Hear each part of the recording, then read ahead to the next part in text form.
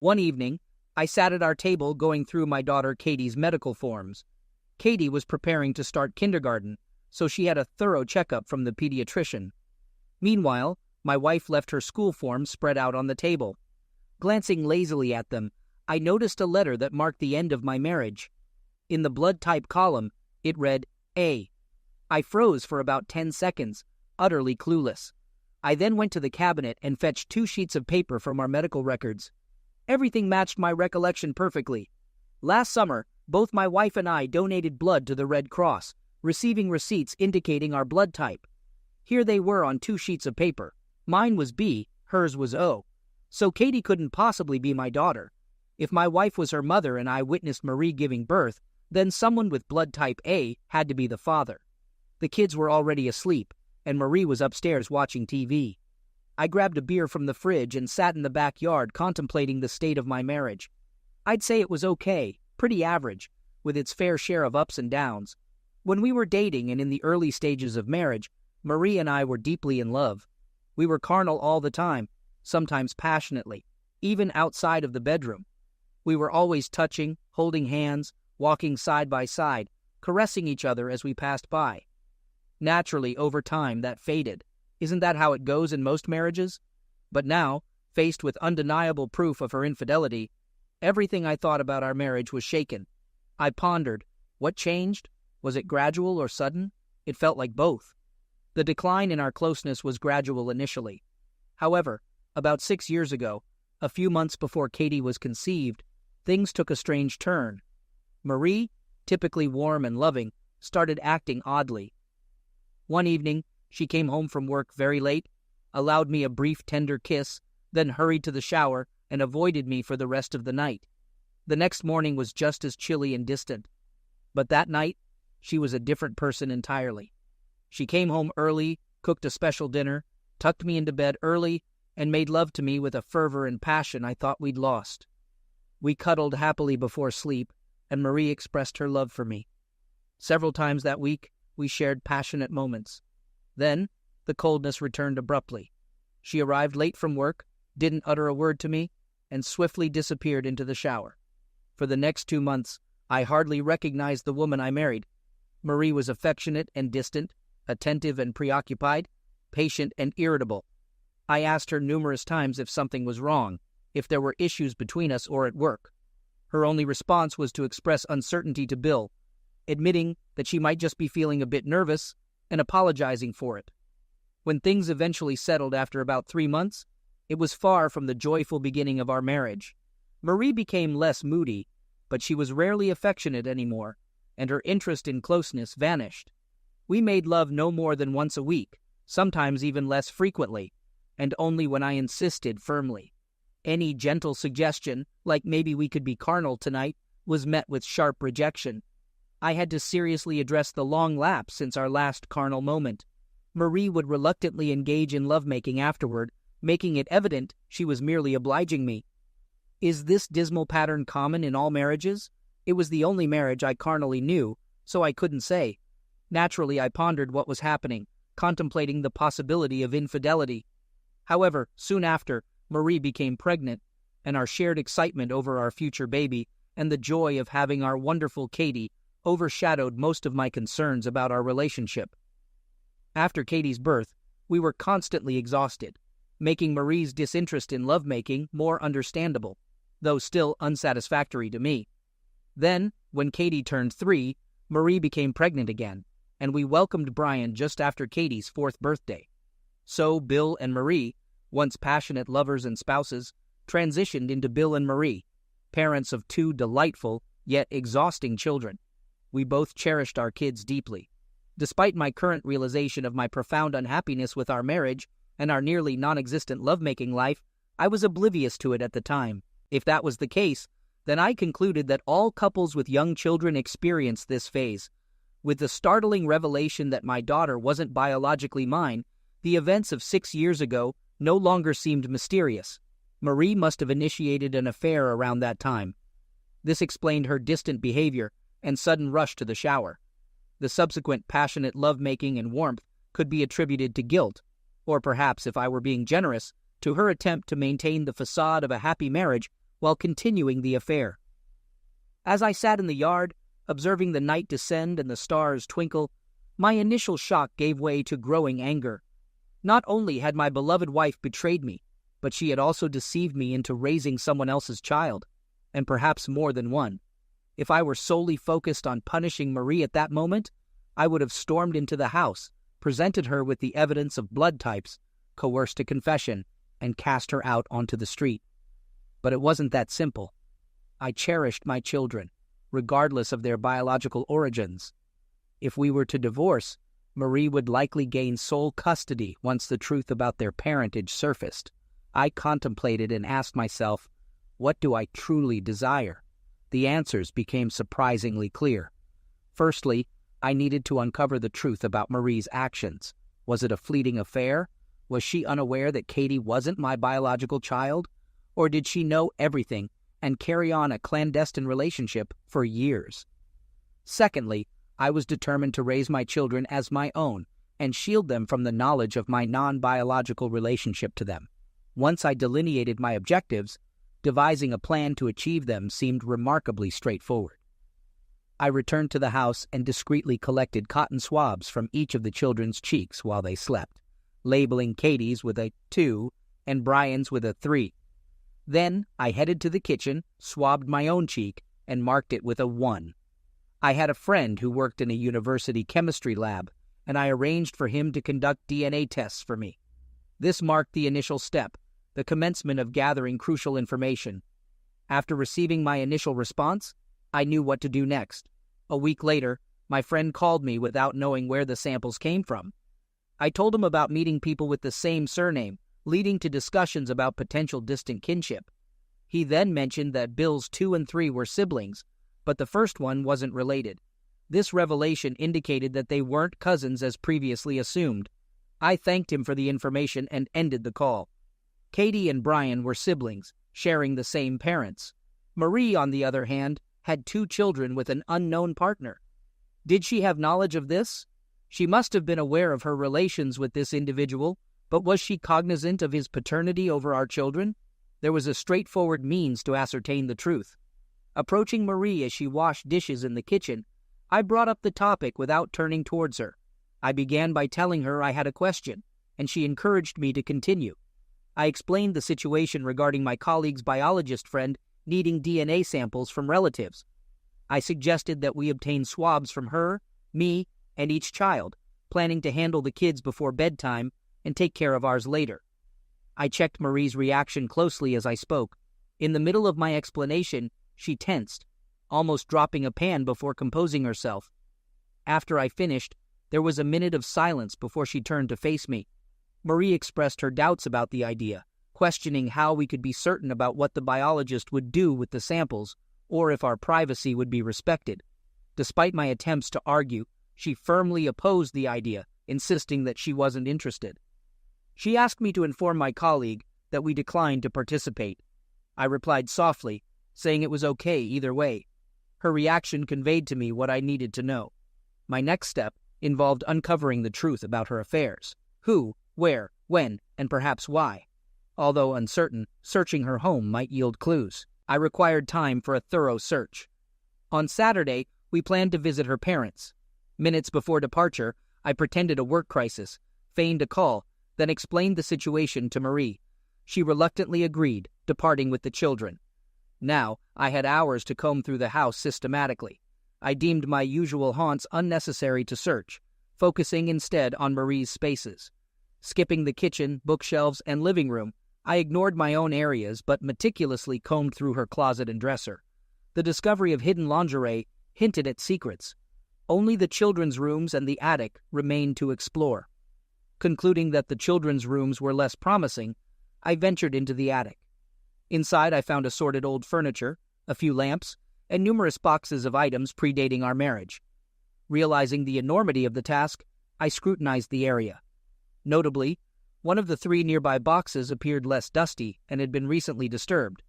Upon closer inspection, I focused on these 3 boxes and uncovered Marie's old belongings, mostly letters from her college days.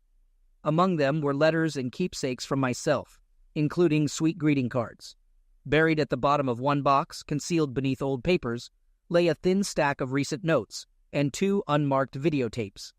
Extracting them, I discovered the tapes contained explicit content, while the notes were from Harry, her office superior, expressing overtly closeness sentiments. After scrutinizing the materials for 20 minutes, it became evident that Marie had betrayed me with Harry, beginning around 3 months before our daughter Katie was conceived, coinciding with Marie's peculiar behavior at home.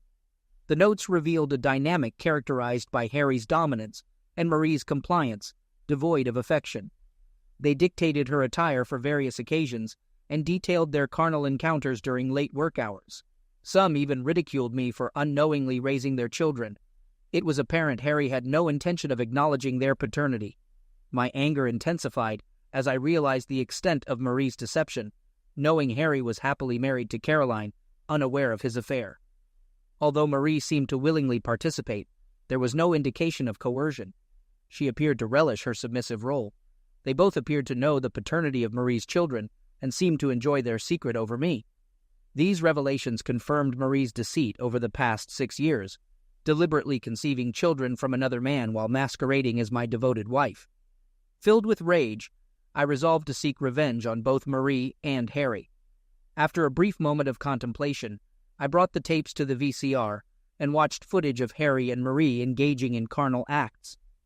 The setting of the earlier recording, likely Harry's house, and the more recent one in our bedroom, raised suspicions about Marie's opportunities during my business trips. Overall, the recordings affirmed Harry's closeness dominance over Marie and her eager compliance. The room's lighting wasn't particularly bright, but both figures were clearly visible, and the sound quality was surprisingly clear, allowing me to catch every word and moan on the initial tape. From the outset of their affair, I heard Harry assuming control. Seated on the bed, he directed Marie to perform a provocative strip-tease, which she did with a smile. The closeness was rough, lacking tenderness or affection, and Harry spoke harshly to her. It saddened me to observe that Marie evidently enjoyed the encounter. The second tape featured similar carnal scenes, but included some fresh, intriguing dialogue as they reclined on the bed.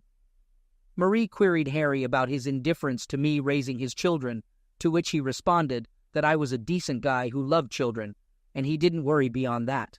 He mentioned that if it weren't for that, he would advise her to leave me.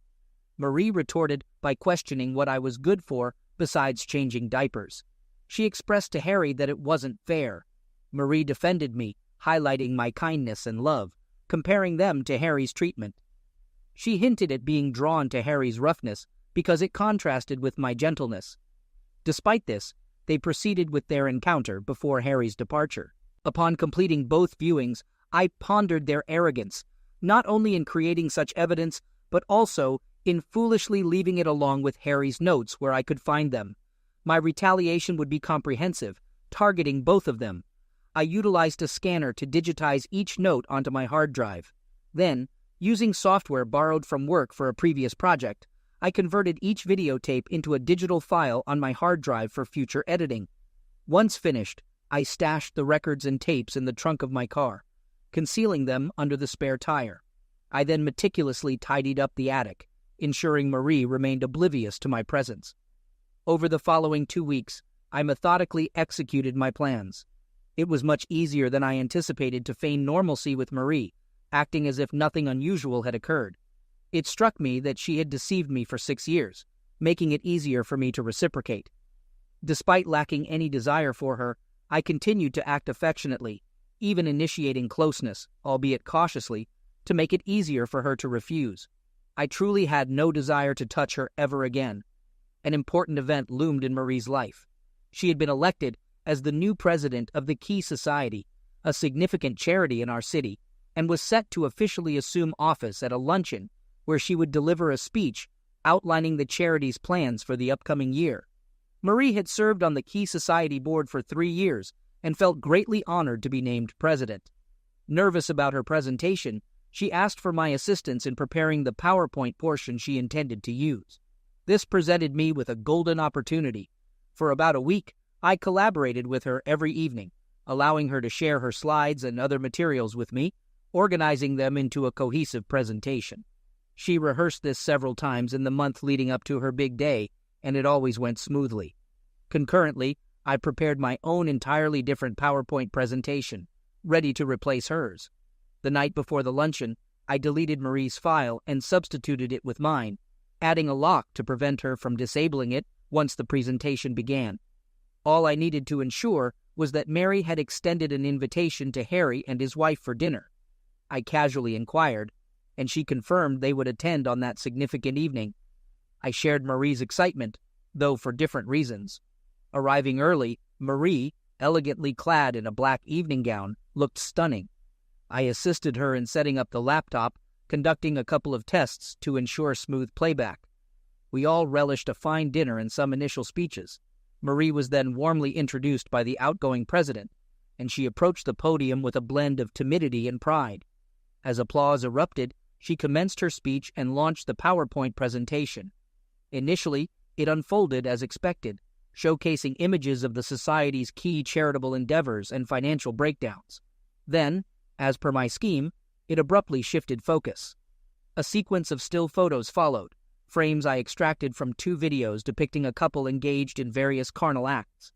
While some images were dim, the collective impression of a dozen or so unmistakably featured Marie and Harry. For a few minutes, Marie continued addressing key social issues. Then, amid a sudden stir among the audience, she turned to the screen behind her. Gasping, she inadvertently knocked over a glass of water onto the podium, momentarily frozen in shock. Soon, a vivid blush spread across her face and neck as she frantically tried to halt the presentation. By then, still photos had transitioned into brief video clips. Harry's voice rang out as he questioned how they would prevent me from discovering that she was carrying his child. He mentioned that, as long as she allowed me occasional closeness, I wouldn't suspect anything. He added that she should remember that she belonged to him. The room erupted in laughter and jeers from all corners. Marie stood transfixed, utterly dumbfounded, and too stunned to even feel embarrassed. At a nearby table, Caroline, Harry's wife, seized a vase of flowers, smashed it over Harry's head, and exited amidst the commotion. As people gradually vacated the ballroom, they cast glances back at Marie, gesturing and reliving the astonishing spectacle. Surprisingly swiftly, Marie and I were left alone. She stood on the podium, defeated and desolate. Sitting at a table 10 feet away, I grinned broadly as I looked up at her. Eventually, she met my eyes, wearing an expression of profound sorrow. She questioned how I could betray her and stated that she thought I loved her, which struck me as amusing given the circumstances. I burst into laughter and made my exit, denying any remaining love for her. It wasn't like that at all. It was a delightful fantasy, but entirely implausible. I realized that the entire town would soon learn of Harry's paternity, which could jeopardize my custody of the children in the divorce.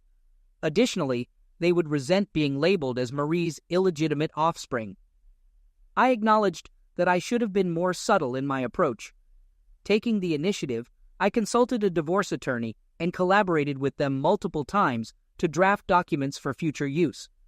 I then created the exact PowerPoint presentation I had described earlier, but instead of waiting for Marie's dinner event, I presented it to her.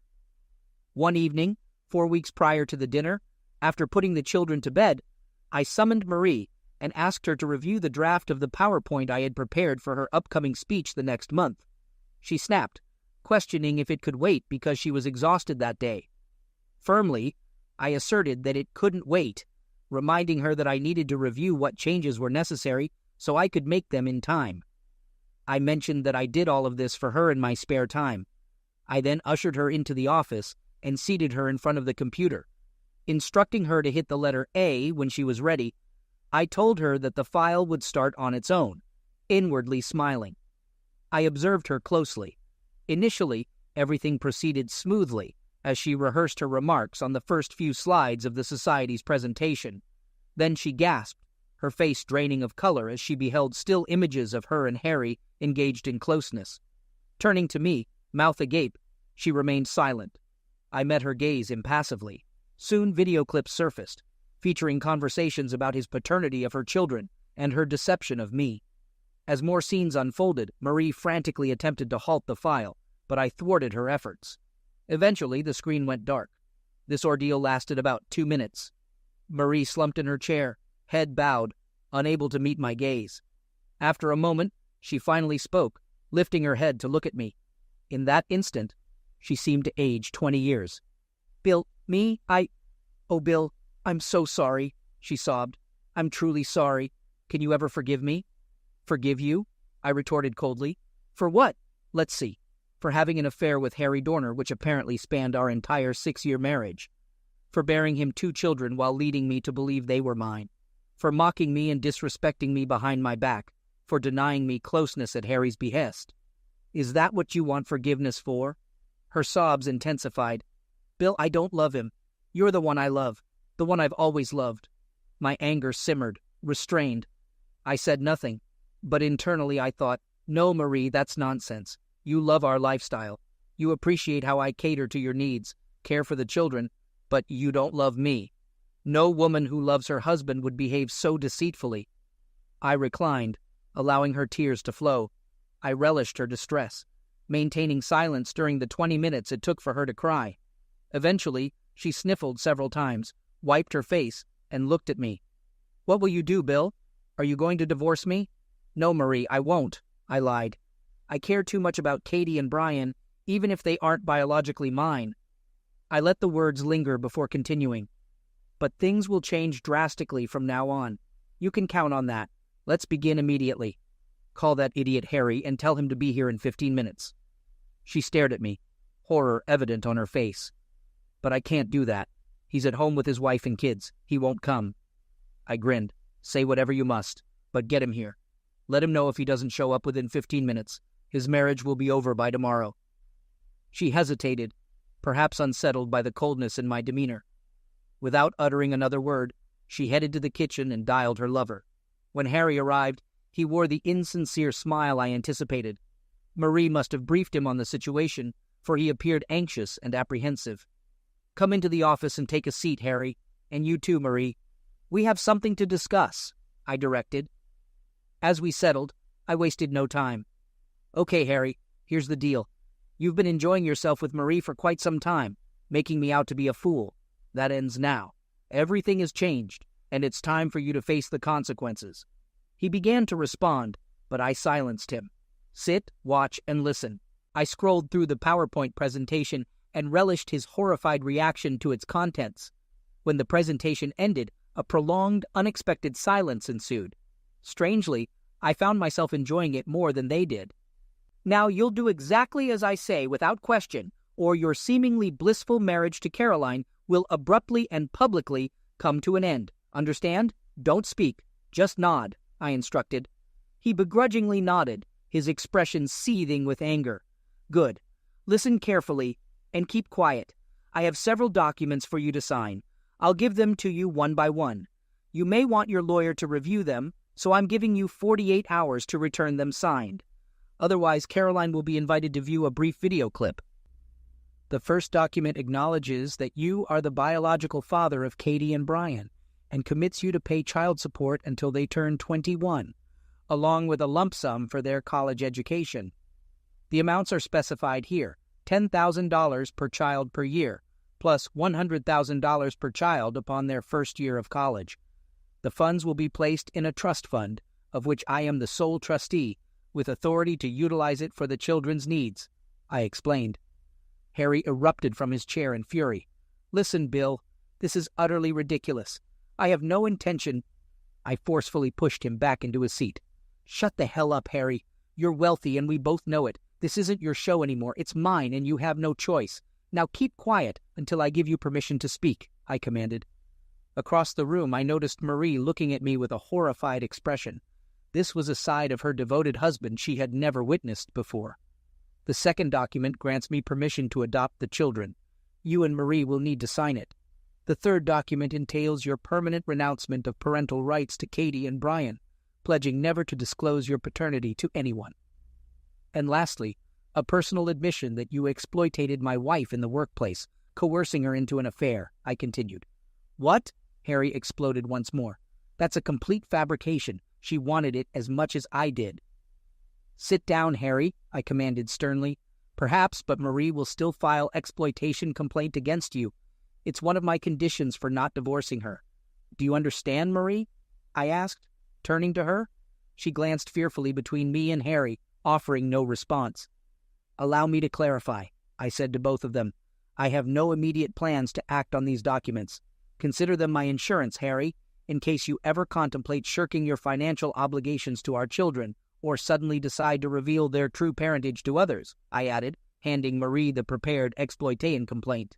Sign it, Marie, I instructed firmly. She complied silently, still appearing apprehensive. Now, Harry, we're nearly finished with your part in today's proceedings. I expect these documents back in my possession within 48 hours.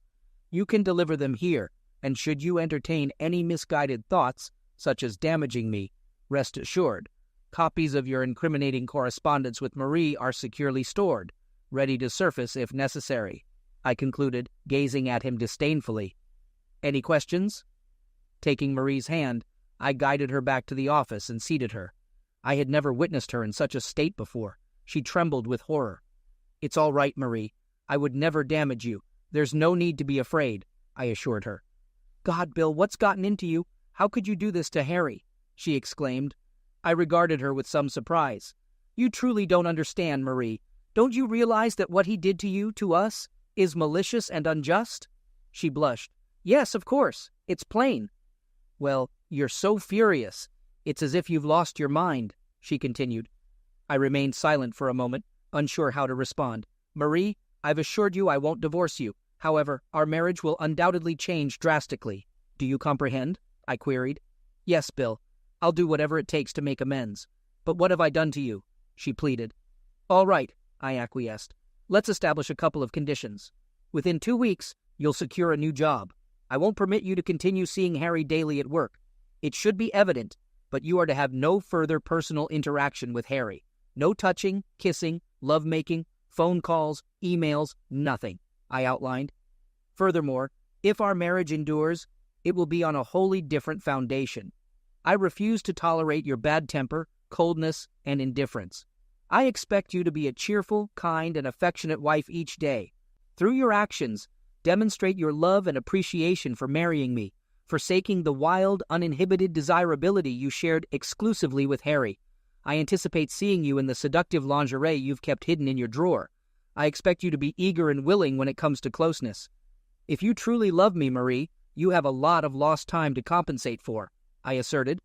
She crossed the room and knelt before me, embracing my legs tightly.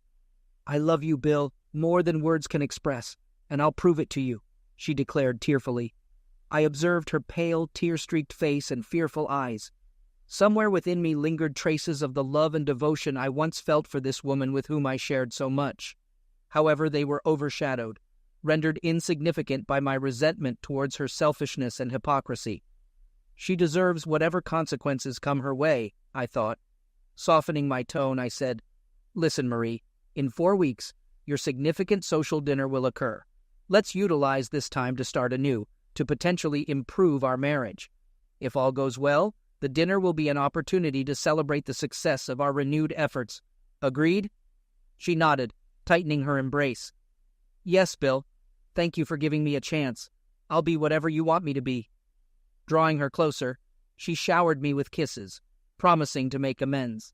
Give me 10 minutes to freshen up, and then I'll begin making things right, she pledged, rising with a smile.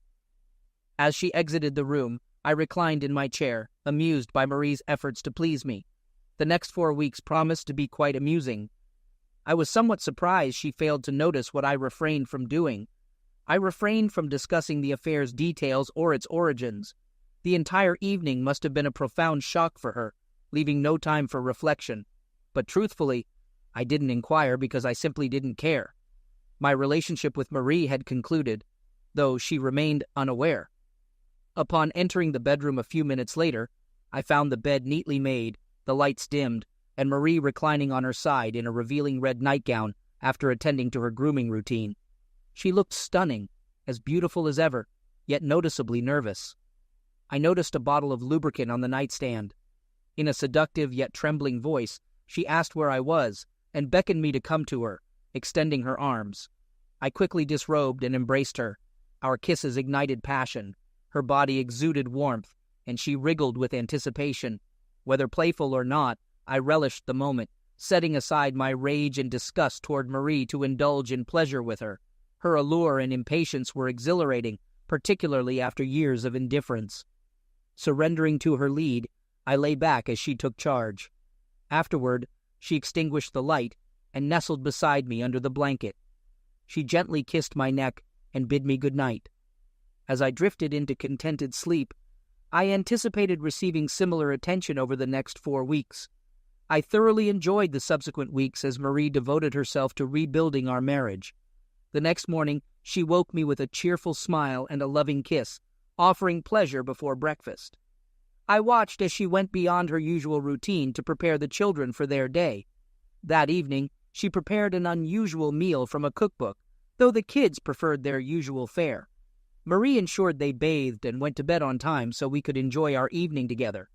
Our nightly closeness was a pleasant change from before. Marie wore another nightgown, and we indulged in leisurely lovemaking. Her enthusiasm, affection, and energy remained consistent. Despite my hidden feelings, I couldn't ignore the semblance of happiness we exuded daily. Marie's loving attention persisted, both in the mornings and behind closed doors. My life seemed like a happy fantasy, albeit with a lack of trust in my wife and simmering rage beneath my facade of contentment. Harry's signed papers arrived promptly, and I quickly obtained Marie's consent for adoption, finalizing the process through a private hearing arranged by my lawyer within 10 days. Then my attorney handled the divorce proceedings. One morning at work, I had a surprise visit from Denise Reynolds, a colleague I collaborate with occasionally. At 28, she was 5 years my junior, and truly stunning. While I knew she was divorced, and her occasional flirty remarks didn't go unnoticed, I never considered her beyond being one of the women I fantasized about. In your dreams, I anticipated Denise's visit to be work-related, but it turned out otherwise. "Bill," she said, "what's different about you lately? You seem, I don't know, younger or fitter or something." "Thanks for the compliment, Denise," I replied with a smile. Then, thinking, why not? I blurted out, "Actually something entirely different, but not suitable for discussion here. Maybe we can grab lunch together today." "Sounds good," she agreed. We headed to the salad bar, then took our lunches to a park table and enjoyed the sunshine.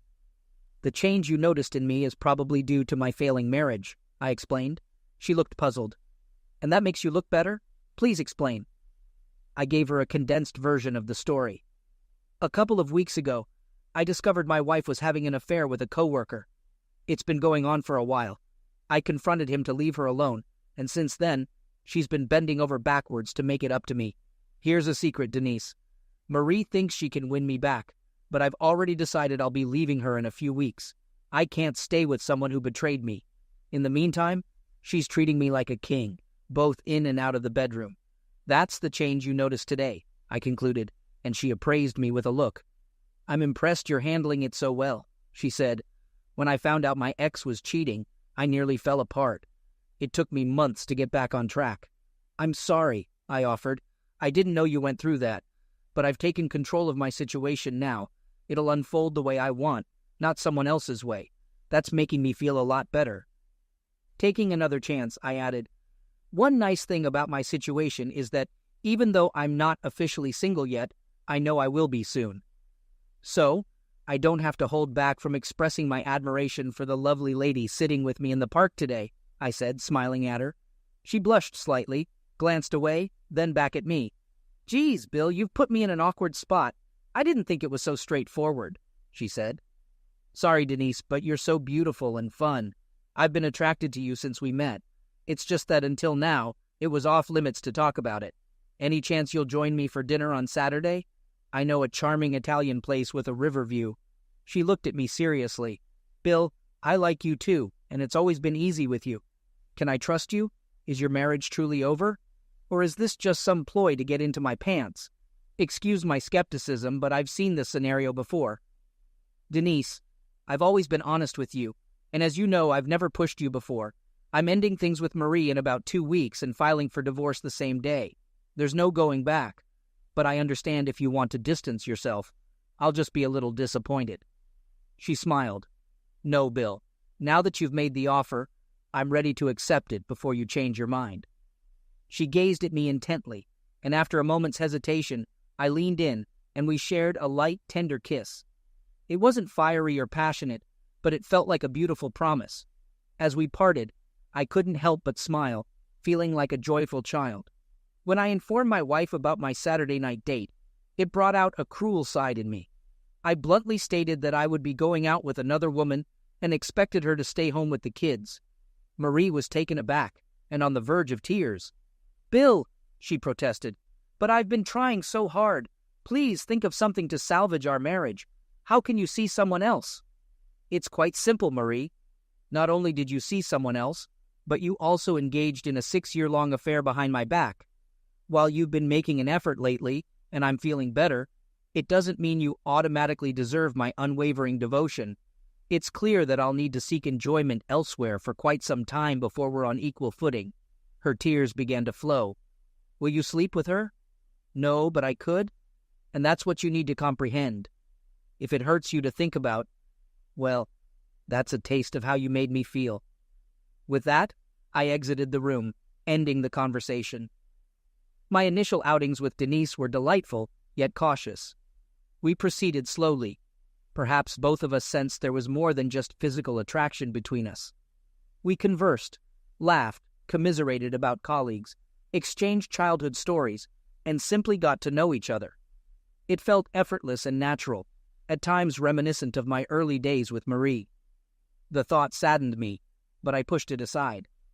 Following our third dinner, as I opened Denise's car door outside her apartment, she softly asked if I would like to come in. We both understood the implication, and I felt an instant surge of desire. Once inside, she melted into my embrace, and we kissed and embraced like infatuated teenagers. Pulling back slightly, she confessed to me that she really wanted this, but was quite nervous because it had been a while. She asked me to be gentle and patient.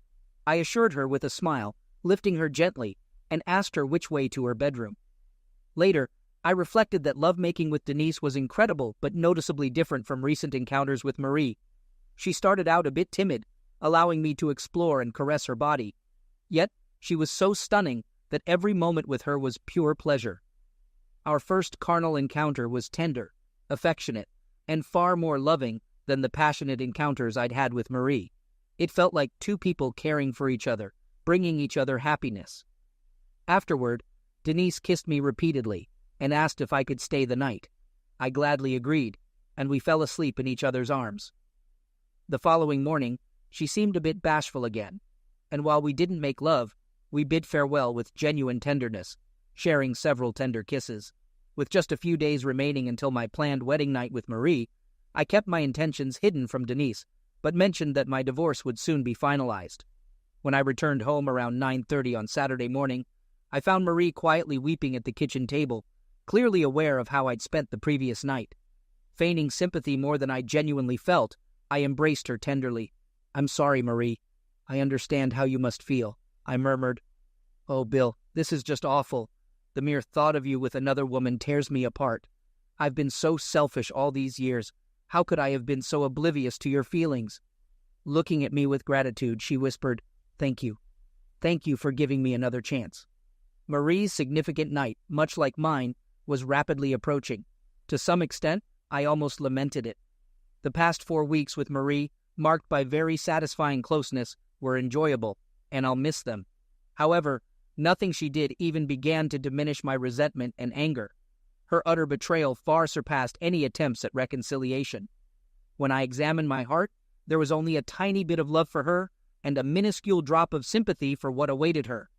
While collaborating on a PowerPoint presentation for her speech, I clandestinely prepared my own rendition, not precisely identical to hers, as I needed to conceal Harry's identity as the children's father. Nonetheless, the general approach mirrored hers, a sequence of photos followed by captivating videos. I rigged the laptop so that Marie's presentation would play whenever she used it. However, by inputting a specific key combination, including a passphrase, I could lock her presentation and substitute it with my unique file. In the days leading up to the event and on the evening itself, Marie anxiously asked if I had deleted the dreadful file she encountered 4 weeks ago.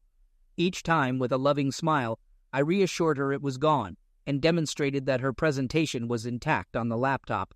The last few days at home were particularly sweet. Marie began to feel more assured that she was winning me over again, and her affectionate gestures seemed less desperate, yet more serene. The pain she endured when I spent the entire night with Denise only elevated her further in our bed. Knowing that this charade was about to end, I savored every moment. When the big night arrived, we were there early, with me donning a rented tuxedo, and Marie looking glamorous in a black evening dress with spaghetti straps that accentuated her neck and shoulders. We ran her PowerPoint presentation twice to ensure everything was in order. As she leaned over to place her purse under the podium, I swiftly input the key combination, signaling that everything was set, and everything unfolded exactly as I anticipated. We enjoyed a pleasant dinner, engaging in friendly chatter with our companions at the table. Then, Marie was warmly introduced by the outgoing president, and she nervously approached the podium amid applause. According to my watch, her joy and anticipation lasted precisely 54 seconds. That's how long it took for the still photos of her infidelity to appear on the screen. Marie didn't freeze or spill her water, but she turned to me with horror and disbelief before futilely attempting to halt the presentation. Naturally, she failed. As the video clips played and the audience reacted with a mix of indignation and laughter, she stood there, flushed and defeated, making no attempt to respond to the vulgar remarks directed at her. Moments later, we were alone. I sat quietly, observing her from across the table. Finally, she uttered the question straight from my fantasy. "Bill, how could you do this to me? I thought you loved me." "Yes, Marie," I replied. "In these past few weeks, I loved you just as much as you loved me 6 years ago." Approaching the podium, I placed several folded papers in her hand. "I'm filing for divorce. Consider yourself served. If you remain in town, we'll have joint custody of Katie and Brian. Otherwise, I'll fight for full custody, and you know I'll win." Almost at the door, I heard her scream in anguish and fury. "But you promised you wouldn't divorce me. You said we could work things out." Turning back to face her, I responded, "Yes, Marie. So I suppose after all these years of your deceit, I lied to myself.